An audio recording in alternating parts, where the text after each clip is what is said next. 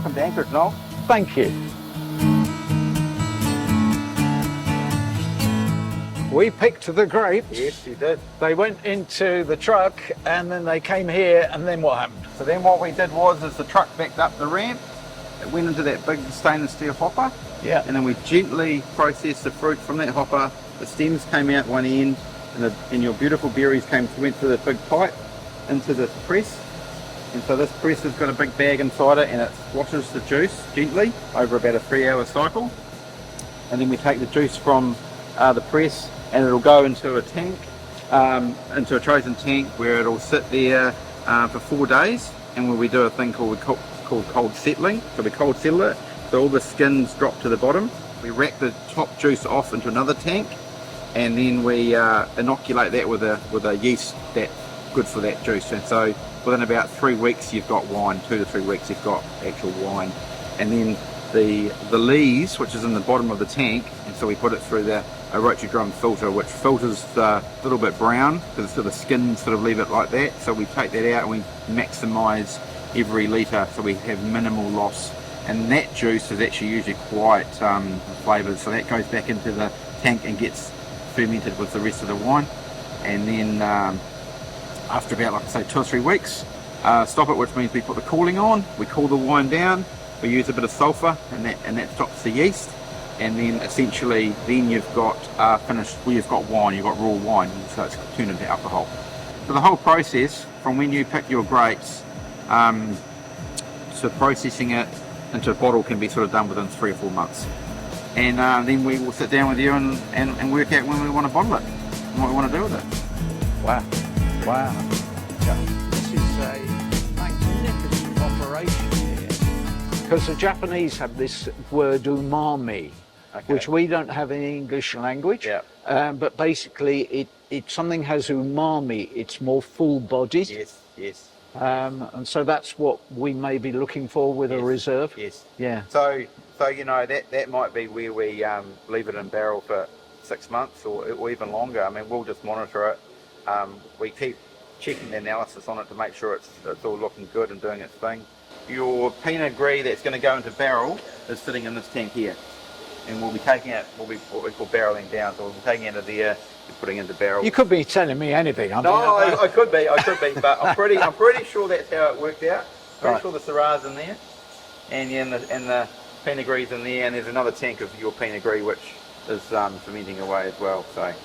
So I'm a boutique operation. You are. You'll be. I think you'll have some very good wine. The fruit that came in from your vineyard was very good.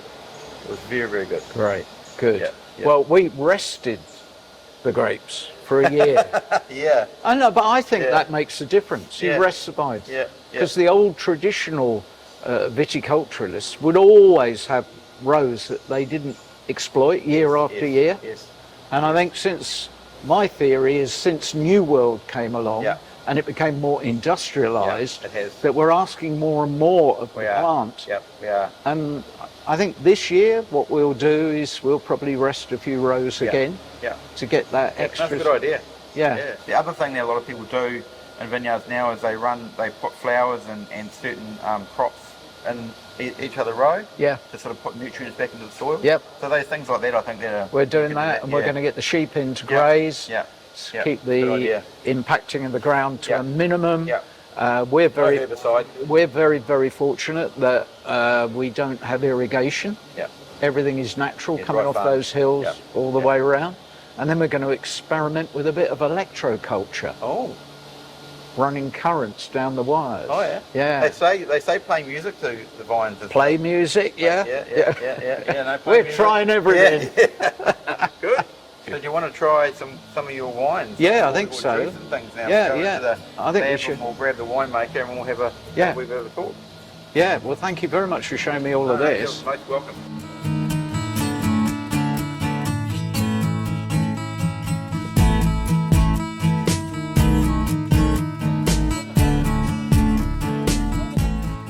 So this is your Pinot Gris. Bit cloudy. Yes, still in its raw state. This is just finished primary fermentation and looking really, really smart, I thought so. Actually, that's rather nice. if you ignore the fact that it looks awful, yeah, it does. But It's really smart. It's nice and dry. It's what you wanted. It's clean. It's crisp. Yeah. It's nice and dry. Yeah.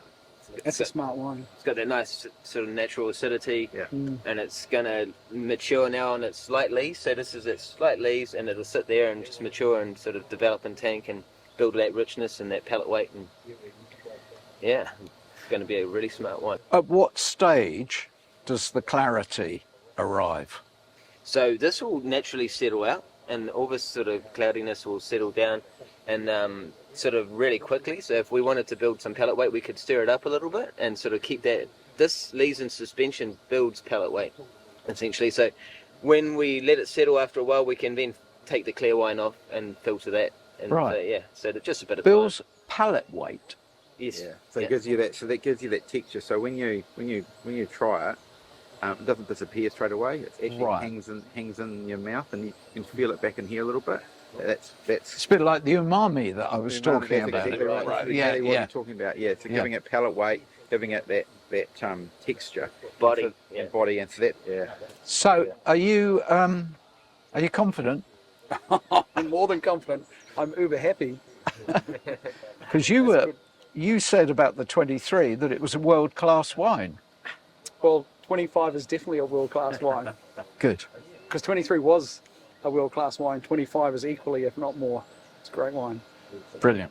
Good. So we're all optimistic about the future of Riverhaven. Yes. Absolutely. Absolutely. Do you want to quickly look at the Riesling? Yeah. So that's I've got a sample of that. Have you got a sample of the rosé as well? Yeah, I might do. Yeah. Right. So Hang on. This doesn't look like a rosé. What? So this is bright neon pink at the moment, as you can see, but we will lose a lot of that colour So as the process goes along. What grapes are these? So this is the Syrah rosé. Yes, Right. But Syrah would normally be a red wine. that's correct. Yep. So we've just done a quick, straight through the press, whole bunch pressed this, and got as minimal colour extraction as possible. But you can see that the colour itself is not actually bound to the wine. It is in the glass, but it's not bound. So that will drop out naturally as the fermentation process goes along. Right. Now, we've got a bit of a difference of opinion about this, haven't we? I like vibrant rosés. I like rosés that have got a little bit of pinky in them. I know French Provence rosés are very salmony and very almost opaque. Yeah. We're Kiwis. We quite like a little bit of colour in our rosé. So, and what do you think? You're the maker. What do you think? Obviously not this colour, but I think right now that's neon, and that's obviously not where we want to be. But I do believe I'm with Dave that a little bit of colour is a good thing. But I think you let the wine decide, and it will naturally drop right out. Yeah. You let the wine speak for itself, and it will do what you want it to do. It'll go nice, light, blush pink. So in crude terms, the Kiwi preference is for a darker rosé. I don't know if I can speak for all of New Zealand, but certainly. Of course you can. but Of course you can. Well, you talk on many subjects for all of New Zealand, yes, I would right? say in general. Yes. Whereas, as a poor little European who loves a Provence rosé that's pale, that you can sit under an olive tree with a couple of bottles at lunchtime, you don't think Kiwis will like that? I think there are definitely some Kiwis who like that up in Auckland, maybe down the waterfront or something. But We are talking about a very small quantity of this. we are. But I'm a really big believer. See, sometimes when you're stripping the colour out, you're stripping some of the wine out. And what Seb is 100% right. Let the wine speak for itself. You know, I would rather have a better wine than the colour I wanted it, but I've lost something in the wine by stripping some of that colour out on purpose. The wine settles out on its own and it gets to that colour. You know, and you've got to remember that a lot of rosés, for France, are also blended, and so they're not necessarily single variety. I think I'm pretty right on that. Yeah, absolutely. So whereas this is single variety Syrah rosé, the fruit was nice and ripe. There's plenty of colour in the skins reflected in this. You know, let's let the wine do the talking, and the colour is what the colour is. Okay, so the Anglo-Kiwi compromise here is we let the wine do the talking, and if it comes out a little bit darker, I'll serve it with a blindfold. So people are not influenced by the colour. That's right. They just go by the taste. Correct. That's what we'll do with you, Noel. When you come back to taste it, we'll put a blindfold on you so you can't have a preconception with that. Ah. There we go. Now we're talking. And then say, Okay. how does it All taste? right. How does that taste? Deal. And you go, right, Deal. right, Well, yeah, that would be a great test. Yeah, and then if you like it, I'm sure you will, and then we'll know that the colour is not everything. But, That's really good juice, isn't it?